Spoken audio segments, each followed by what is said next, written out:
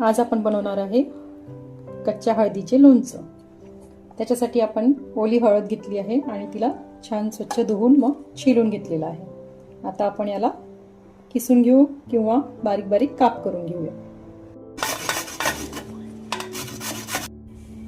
हळद आपली छान किसून झालेली आहे आणि याचा किसताना मला हाताला सगळा पिवळा रंग लागतोय। सुंदरचा सुगंध पण येतो आहे। पूर्ण घरात तो सुगंध असा दळवळतोय हळदीचा। चला तर आता पुढची स्टेप घेऊया। आता आपण लोणच्यासाठी मसाला करून घेणार आहे। याच्यासाठी आपण घेतली थोडीशी मेथी, जिरे, सोप, धने, मिरे आणि मोहरीची डाळ। अख्खी मोहरी घेऊन बारीक केली तरी चालते, पण मी इथे मोहरीची डाळच घेतली आहे। आता आपण याला सगळ्यांना भाजून घेणार आहे।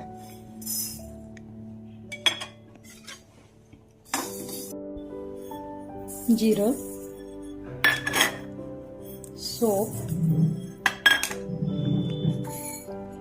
थोडी मेथी दाणे आणि 4-5 मिरे छान आपण याला बारीक आचेवर भाजून घेऊया। मिक्सरला लावून याला आपण थोडंसं बारीक करून घेऊया। किसलेल्या हळदमध्ये आपण चवीनुसार मीठ टाकून घेऊया।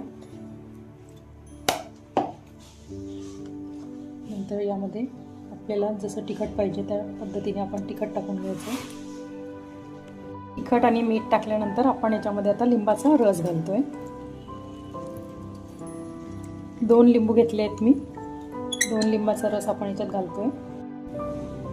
लिंबाच्या रसामुळे वर्षभर लोणचं टिकण्याला मदत होते आणि लोणचं खराब होत नाही। तेल आपण गरम करायला ठेवलं आहे आणि गरम झालेल्या तेलाला आता आपण बंद करून थोडं गार होऊ देऊ आणि मग याच्यामध्ये मसाले टाकू। यामध्ये आता आपण हा बारीक केलेला मसाला टाकूया।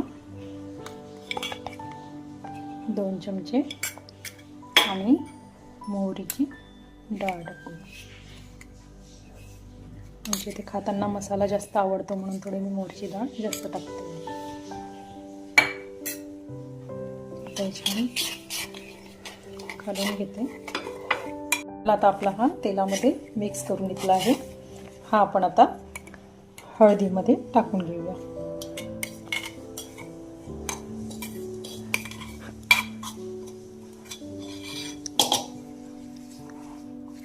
याला छान मिक्स करून घेऊ आणि हे ठेवताना काचेच्या बरणीत ठेवायचं। लोणचं जर काचेच्या बरणीत ठेवलं तर ते जास्त दिवस टिकते।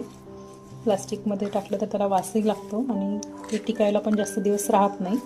त्यामुळे लोणचं झालं की